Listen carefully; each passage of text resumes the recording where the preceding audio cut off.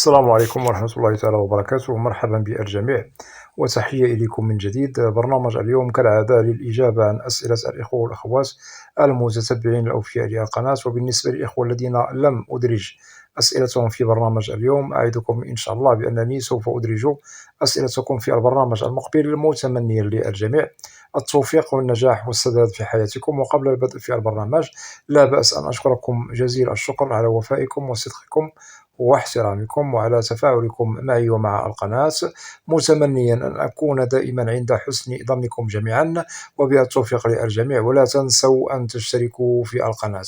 أبدأ بالسؤال الأول من طرف الأخ أيوب فارس، يقول: السلام عليكم أخي جلال. وعليكم السلام، كيف حالك؟ أتمنى أن تكون بخير وعلى ما يرام، والحمد لله. لا أعلم إن كنت تتذكرني، أنا من متابعيك. سؤالي هو بعد الاستعانة بمحامي هجرة، لا داعي لذكر الاسم، تحصلت على موعد للتجمع العائلي في شهر 9/13/2024، وجزت كل شيء بخير ولله الحمد. القنصل احتفظ بجواز سفري عنده، وقال تتواصل معك أراماكس. لأتفاجأ بعد ذلك بأنه الفيزا مرفوضة. اليوم هو 31 يوم بعد اجتياز المقابلة، ولم تتحول لحد الآن إلى صادر. لا أعلم ما هو المشكل، ومن فضلك كم هو الحد الأقصى؟ إذا هنا الأخ أيوب فارس، لا داعي للقلق، ولكن لازم أن تذكرني بالتأشيرة التي أنت مقدم عليها. نعم، أنت مقدم على لم الشمل إلى الولايات المتحدة الأمريكية. أريد أن توضح لي، هل أنت مقدم لم الشمل من طرف الزوجة، أم من طرف الإخوة، أم من طرف الوالدين؟ هذا لازم توضيحه. وبالطبع أنت كما تفضلت قمت بالاستعانة بمحامي. نعم، أعرف هذا المحامي بالولايات المتحدة، محامي هجرة، بالطبع هو مغربي مشهود له بالكفاءة. نتمنى إن شاء الله أن تمر أمورك مرور الكرام. هنا نؤكد أخي الكريم، ما دام أن المقابلة تمت بنجاح، وأنت كما تفضلت انتقلت إلى إجراء إداري، هنا لازم أن توضح لي أخي أيوب فارس، بالنسبة للوثائق التي طلبت منك أو وثيقة طلبت منك، ممكن أن توضح لي هذه النقطة بالذات، وكذلك توضح لي ولو لمحة بسيطة عن كيف اجتزت المقابلة. بالطبع لازم أن توضح لنا هذا النوع، الفئة أو التأشيرة التي أنت مقدم عليها كلم شمل عائلي إلى أمريكا. كذلك ممكن أن توضح لي سبب انتقالك أو تحولك إلى إجراء إداري. وأنت أكدت بالطبع لأنك والحمد لله قمت بتقديم جميع الأوراق المطلوبة منك ما بعد الإجراء الإداري. هذا ما فهمته من سؤالك. إذن هنا لا داعي للقلق إن شاء الله، رغم أن التأشيرة لا زالت مرفوضة لك ما بعد الإجراء الإداري، وهذا لا يستدعي منك القلق. ريثما يتحقق من الوثائق أو الوثيقة التي هي مطلوبة منك ولم تصطحبها معك يوم المقابلة. هنا التحقق هو ضروري أخي الكريم، والإجراء الإداري قد يأخذ أسابيع قليلة، قد يأخذ بضعة أشهر. إذن لا داعي للقلق، رغم أن التأشيرة بالطبع لا زالت قيد المعالجة والدراسة مرفوضة، ولكن التحقق من طرف السفارة الأمريكية للوثيقة أو الوثائق التي أرسلتها لهم، عندما سوف يتحققوا من هذه الإجراءات الأخيرة إن شاء الله سوف تتحصل على الفيزا بسلام، ليس هناك من مشكل، وسوف تشاطرني الرأي. إذا أخي أيوب فارس، ممكن أنك تجيب على النقاط التي سألتك عليها قبل قليل، وبالطبع كما أكدنا بأنه إن شاء الله خير، سوف تتم أمورك بخير رغم أنه الإجراء الإداري يطول، فلا داعي للقلق. وتظل يعني التأشيرة معلقة ريثما يتأكد من الوثائق المطلوبة منك، وإن شاء الله سوف تتحصل على الفيزا عما قريب. ومرحبا بك أخي أيوب وبالتوفيق. انتقل للأخ زهير ماجد، يقول: ماذا عن لم شمل الإخوة؟ إنها متوقفة من وقت طويل، تاريخي هو فبراير 2010، مقدمة بولاية ميشيغان. إذا الأخ زهير ماجد، تذكرت اسمك، لا داعي للقلق. إذا هنا أنتم مقدمون منذ سنة 2010، نحن حاليا في سنة 2024، وسبق أننا وضحنا بأن لم شمل الإخوة قد يأخذ كأقصى مدة 14 سنة. إذا هنا أنتم قد وصلتم إلى الوقت القانوني بالطبع لإتمام الإجراءات المتعلقة بلم شمل الإخوة إلى الولايات المتحدة. إذا الأخ زهير ماجد، ممكن أن تذكرني، هل قمتم يعني بالاستعانة بمحامي وكلتموه على يعني الملف المقدم بالولايات المتحدة، أم أن الأخت أو الأخ هم من قدموا لكم على لم الشمل لوحدهم بدون الاستعانة بمحامي؟ كذلك نقطة مهمة الأخ زهير ماجد، في حالة أنه هناك أشهر مستقبلا سوف نجد فيها ليس هناك من مستجدات، ممكن أنكم تقومون بمراسلة ناشونال فيزا سنتر بالولايات المتحدة لأجل معرفة مكامن يعني الخطأ أين هي. ضروري ومؤكد تشتغلوا على هذا الإجراء الاستباقي الذي وضحته لكم بالطبع، لأنكم أشرفتم على يعني إتمام الإجراءات المتعلقة بلم شمل الإخوة إلى الولايات المتحدة الأمريكية. إذا إن زادت المدة لأشهر طويلة، ممكن أن تتواصلوا مع ناشونال فيزا سنتر، ليس هناك من مشكل، وسوف تتضح لكم نقاط مهمة تتعلق بالملف المذاع لدى دوائر الهجرة بالولايات المتحدة. إذا الأخ زهير ماجد، لتحفيزك ولكي يطمئن قلبك، هنا أنتم صبرتم يعني الكثير من الوقت، أما الوقت المتبقي فسوف نحسبه بأنه قليل، وممكن إن شاء الله سوف تشاطرني الرأي عما قريب، وسوف تقضى حاجتك ويقضى غرضك عما قريب، ولا داعي للقلق. إذا الأخ زهير ماجد، ممكن إن شاء الله أن تذكرني كما وضحت لك، هل كلفتم محامي للاشتغال على الملف بنعم أم لا؟ وكذلك توضح لي النقطة المهمة، ظروفك الاجتماعية سابقا، هل كنت متزوج أم عازب؟ وكذلك هل تغيرت ظرفية وضعك الاجتماعي حاليا؟ متمنيا لك التوفيق ومرحبا بك. انتقل الأخ عابر السبيل، يقول: فائزين بالدي في 24، موعد مقابلاتهم مستمرة إلى شهر سبتمبر 2025، دفعات شهر تلو شهر، وإن لم تصلهم رسالة التأكيد حتى الآن. إذا هنا الأخ لازم أن توضح لي، هل أنت فائز بالقرعة العشوائية الأمريكية لسنة 2025؟ في حالة أنك فائز بالقرعة الأمريكية لسنة 2025، فالموعد والمقابلات التي تخص فائز دي في 25 تبتدئ في أكتوبر. بالطبع مواعيد والمقابلات المتعلقة بفائز دي في 25 هي سارية المفعول ابتداء من هذا الشهر، هي سارية المفعول أي شهر 10 أكتوبر الحالي، وسوف تستمر المواعيد والمقابلات مسلسلة إلى أن نصل إلى سبتمبر من سنة 2025. بالطبع سوف تنتهي فيها إجراءات الدي في 25. أما بالنسبة للقرعة العشوائية الأمريكية سنة 2024 فقد انتهت في سبتمبر الماضي أي شهر 9، وليس هناك من مواعيد ومقابلات تتعلق بفائز الدي في 24، لأنه خلاص انتهت إجراءات الدي في 24، وحاليا نشتغل على أصحاب القرعة العشوائية الأمريكية لسنة 2025. أتمنى أخي الكريم أن يكون يعني الجواب واضح، ومرحبا بك. أنتقل إلى سؤال آخر من طرف رولاكس، تقول: شكرا لك على جميع هذه المعلومات المهمة. العفو أخي، عندي سؤال حول وثيقة شهادة الخدمة العسكرية. والذي عمره 20 سنة وهو يدرس في أولى جامعة، وليس عندي أي وثيقة لأنه لا زال يدرس هل يجب أن يدلي بوثيقة إعفاء من الجيش.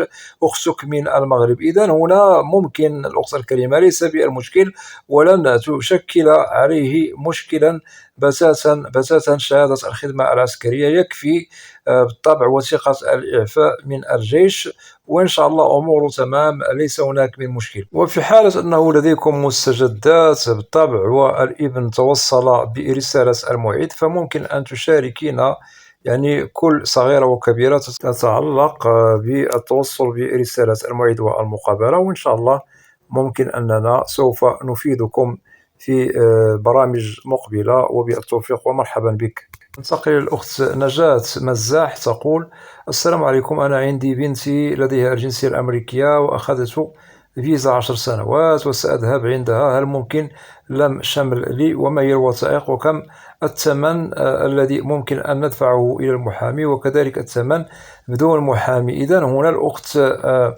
الكريمة نجاة، ممكن أن تعودي إلى برامج عبر القناة، وضحنا فيها نقاط مهمة عن كل ما هو مهم يتعلق بمصاريف والتكاليف المطلوبة إذا أردنا لم شمل الوالدين إلى الولايات المتحدة. عودي إلى هذه البرامج عبر القناة وسوف تستفيدي أكثر وأكثر. بالطبع البنت هي لديها الجنسية الأمريكية، إذا أرادت أن تقدم لك فلازم أن تقدم لك من داخل الولايات المتحدة، ولازم أنك تتحصلي على الفيزا خارج الولايات المتحدة والتي تخص لم شملك من طرف البنت. بالطبع أنت لديك فيزا 10 سنوات، هنا هذه التأشيرة لا تخول لك الإقامة الدائمة بأمريكا، بل هي فيزا فقط للسياحة أو للزيارة بأمريكا. أتمنى أن يكون يعني الجواب واضح. وفي حالة أنه بالنسبة للمحامي مثلا البنت تعرف ماذا تفعل، أي تعرف كيفية التقديم لكم على لم شمل، فلا داعي لكي تقوموا بالاستعانة بمحامي.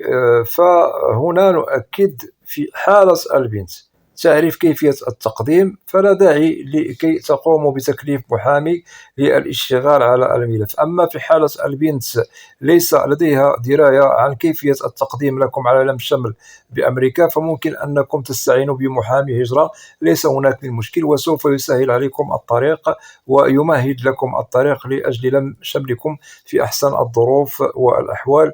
متمنيا لك التوفيق ومرحبا بك. انتقل إلى السؤال الآخر من طرف الأخ بن حميدة، يقول: سلام، هل يجب توثيق الشهادات العليا أي ليسانس والدكتوراه؟ إذا هنا الأخ الكريم، ممكن أنكم تشتغلوا على هذا الإجراء، ليس بالمشكل، إذا أردتم ذلك فهذا لن تخسروا فيه شيئا، ممكن أن تقوموا بهذا إن شاء الله. ممكن أن إجراءاتكم تمر مرور الكرام. إذا نؤكد في حالة أردتم توثيق الشهادات العليا فهذا يحق لكم وليس هناك من مشكل، وممكن إرفاقها معكم يوم المقابلة بالسفارة الأمريكية لأجل إتمام الإجراءات بخير وسلام وبالتوفيق ومرحبا. ننتقل إلى سؤال من طرف بالم سموتل، تقول أو يقول: السلام عليكم. وعليكم السلام، هل جائحة كورونا هي السبب في زيادة طول انتظار لم شمل الإخوة؟ إذا هنا نؤكد ليس هناك من علاقة بين يعني المدة الموضوعة قانونيا من طرف قانون الهجرة الأمريكي والذي يتعلق بلم شمل الإخوة بجائحة كورونا. أكد بأن جائحة كورونا أثرت بعض الشيء في بعض المراحل والخطوات المتعلقة بمسار الملفات لدى دوائر الهجرة. أما بالنسبة لطول المدة إلى غير ذلك والمتعلقة بلم شمل الإخوة إلى الولايات المتحدة، فهذه الفئة أو هذا النوع من التأشيرات يأخذ دوما وقتا طويلا لأنه لا تعطى له الأولوية. أتمنى أن يكون يعني الجواب واضح. هناك إخوة قدموا منذ سنة 2009 ولا زالوا ينتظرون، منهم من مقدمون منذ سنة 2010 ولا زالوا، وهناك بعض الإخوة قدموا منذ 2008. إذا هناك يعني العديد والعديد على حسب يعني وضع يعني الملف الذي يخص كل مهاجر مقدم لإخوته بالولايات المتحدة على شملهم. بالطبع هناك بعض الملفات في حالة وجدنا بهم أو بها عرقلة، أي وثائق غير مكمولة وإلى غير ذلك من الأشياء التي ممكن أنها تطول فيها المدة، فهنا ممكن أن الملف قد يستغرق مدة أطول أكثر من المدة المحددة قانونيا، وهي 14 سنة كأقصى حد. إذا للتأكيد من جديد، جائحة كورونا ليس لديها علاقة أو سبب في زيادة طول الانتظار لم شمل الإخوة إلى الولايات المتحدة الأمريكية. أتمنى أن يكون الجواب واضح، ومرحبا بك. ننتقل إلى السؤال الآخر من طرف الأخ زياد أشرف، يقول: هل المصريين الذين يقابلوا في الجزائر لدى السفارة الأمريكية بيطلبوا منهم ضامن زي الجزائريين؟ إذا هنا إذا أنت مصري بالطبع ولديك مقابلة بالسفارة الأمريكية بالجزائر العاصمة، فهنا نؤكد أخي الكريم، بالطبع الضامن هو مطلوب من الذين هم مقدمون على القرعة العشوائية الأمريكية. الضامن كما سبق الذكر ووضحته في برامج عبر القناة، وضحنا نقاط مهمة عن الشروط التي لازم أن تتوفر في الضامن، وكذلك وضحنا بأن الضامن مهمته وهو استقبال الفائز بالولايات المتحدة بالطبع لأجل الحصول على الأوراق. أي الفائز عندما يصل إلى عنوان الضامن سوف يستلم السوشيال وكذلك الجرين كارد بعنوان الضامن. هذا هو عمل الضامن. إذا نعم أخي الكريم، رغم أنك مصري وسوف تقابل بالسفارة الأمريكية بالجزائر، سوف يطلب منكم الضامن أخي. متمنيا لك التوفيق ومرحبا بك. انتقل إلى الأخ اسمه أناس صلاح، يقول: السلام عليكم. وعليكم السلام. عندي سؤال. أنا صديق سجلنا في الهجرة العشوائية، لكن هو في أمريكا، أنا في اليمن. عند سؤال العنوان، هو قام بتسجيل عنوانه هو في أمريكا. وعندي سؤال ثاني، الشخص ساكن حاليا سجل اليمن، هل التسجيل هو صحيح ما في مشاكل؟ وإذا في مشكلة هل أقدر أعدل في استمارة الDS أو عادي لا أعدل في الاستمارة؟ إذا هنا الأخ الكريم، إذا كنت مقيم باليمن وبالطبع لديك صديق بالولايات المتحدة الأمريكية قدم لكم على الهجرة العشوائية الأمريكية، فهنا أنت وقعت في الخطأ، يعني صديقك وقع في الخطأ. لازم بالطبع رغم أنه قدم لك بالولايات المتحدة لازم أن يقدم لك يعني العنوان تبع اليمن، تبع عنوانك في اليمن. ولكن هنا ممكن أن تستدرك يعني الوقت، بالطبع ممكن أن تقوم يعني بالتعديل في استمارة الDS. قم بطلب فتح استمارة الDS من جديد، وقم بتعديل يعني العنوان الذي يخصك أخي الكريم، تعديل عنوانك الذي هو في اليمن، وإن شاء الله أمورك تمام، ليس هناك من مشكل. إذا أؤكد من جديد، قم بالاشتغال على هذا الإجراء الاستباقي قبل فوات الأوان، طلب فتح استمارة الDS وعدل العنوان، وإن شاء الله أمورك سوف تمر مرور الكرام، ليس هناك من مشكل. لدي سؤال لك الأخ الكريم، لماذا لم تقم أنت أو صديق لك مثلا في اليمن، أو أنك تستعين بمكتب متخصص بالتقديم على القرعة العشوائية الأمريكية في اليمن لكي لا تسقط في فخ هذا المشكل؟ لماذا لم تشتغل على هذا الإجراء يعني في البداية؟ المهم على العموم إن شاء الله خير، ممكن تصحيح ما هو قد أخطأته سابقا، ولكن لديك فرصة لطلب التعديل وفتح استمارة الDS. متمنيا لك التوفيق ومرحبا بك. انتقل الأخ أحمد، يقول: شكرا لك حبيبي، ليس عندي سؤال الحين، ما أدفع شيء إلا بعد أن يرسلوا لي الإيميل صح. إذا الأخ أحمد، ممكن أن توضح لي نوع التأشيرة التي أنت مقدم عليها؟ هل هي فيزا القرعة أم مقدم على فيزا لم شمل إلى الولايات المتحدة الأمريكية. بالطبع هذا سوف يوضح لي معالم السؤال أكثر وأكثر، وسوف أجيبك في البرنامج المقبل، ليس هناك من مشكل، وبالتوفيق. ننتقل إلى الأخ شرف عياد، يقول: السلام عليكم أخي. وعليكم السلام. لدي سجل عدلي نظيف في المحكمة، وحسن السير والسلوك نظيف، وهذا بعد مرور 12 سنة من عقوبة السجن 4 أشهر التي قضيتها. سؤالي: هل يتم في حقي إجراء إداري؟ وشكرا.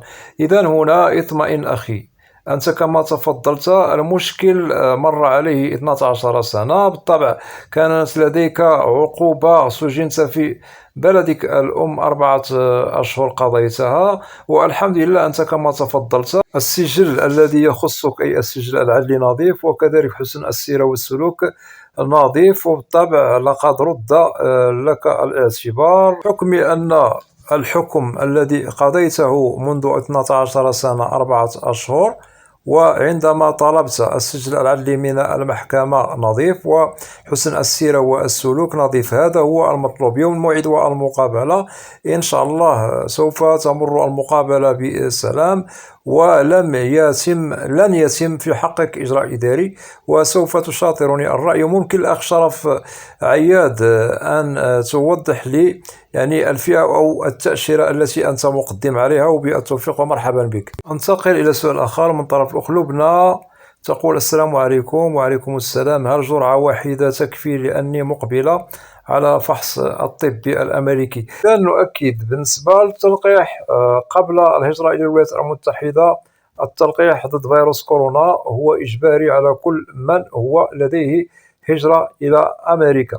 إذا هنا أنت كما تفضلت وفهمت من نقاط سؤالك، فقط أنت بالطبع آخذة لجرعة واحدة، وبالطبع لديك تساؤل: هل تكفي؟ هنا نؤكد: لا تكفي، لازم أخذ جرعة ثانية بالطبع لكي نجد المصداقية، بالطبع ولكي تتحصلي على جواز التلقيح بخير وسلام، لأنه سوف يطلب منك يوم الموعد والمقابلة جرعتان. إذا أنت آخذة لجرعة واحدة، ولازم زيادة جرعة ثانية لكي لا تجدي عرقلة ومشكل إن شاء الله يوم الفحص الطبي لدى الطبيب المعتمد للسفارة الأمريكية. متمنيا لك التوفيق ومرحبا بك. ننتقل إلى الأخ أحمد خالد، يقول: أخي الكريم، والدتي قامت بالتقديم لنا على لم الشمل. أنا فوق من 21 سنة، غير متزوج. التقديم تم في 2017، وإلى الآن ما في شيء. صار لي 7 سنوات أنتظر. إذا هنا لازم أن توضح لي أخي الكريم، بالنسبة للأم، هل قدمت لك عن طريق الجرين كارد أم قدمت لك عن طريق الجنسية الأمريكية؟ هل مثلا لديها فقط الجرين كارد، أم أنها ما بعد تحصلها على الجرين كارد تحصلت على الجنسية الأمريكية؟ بالطبع المدة تفرق ما بين التقديم عن طريق الجرين كارد من طرف الأم لك، وكذلك عن طريق الجنسية الأمريكية.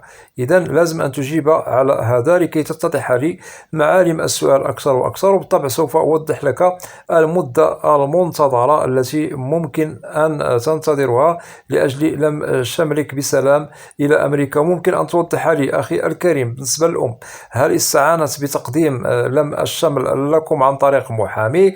الولاية التي تم فيها التقديم، وضع الوالدة بأمريكا، هل تشتغل إلى غير ذلك؟ لازم أن توضح لي هذا، وكذلك توضح لنا جنسيتك، من أي بلد أنت، وبالتوفيق ومرحبا بك. أنتقل إلى بعض التعليق المحترمة من طرف بعض هات، تقول أو يقول: شكرا على المعلومات، العفو، وأكتفي بهذا القدر من الأسئلة، وأتمنى من الإخوة والأخوات الذين لا زالوا لم يشتركوا في القناة، أدعوكم للاشتراك في القناة وتفعيل زر الجرس ليصل إليكم كل جديد، ولا تنسوا أن تدعمونا دائما بلايك كي نصل إلى أكبر نسبة من المشاهدة. وبالنسبة للقناة محتواها كامل وشامل عن الهجرة والمهاجر إلى الولايات المتحدة الأمريكية بشكل عام وكتعريف.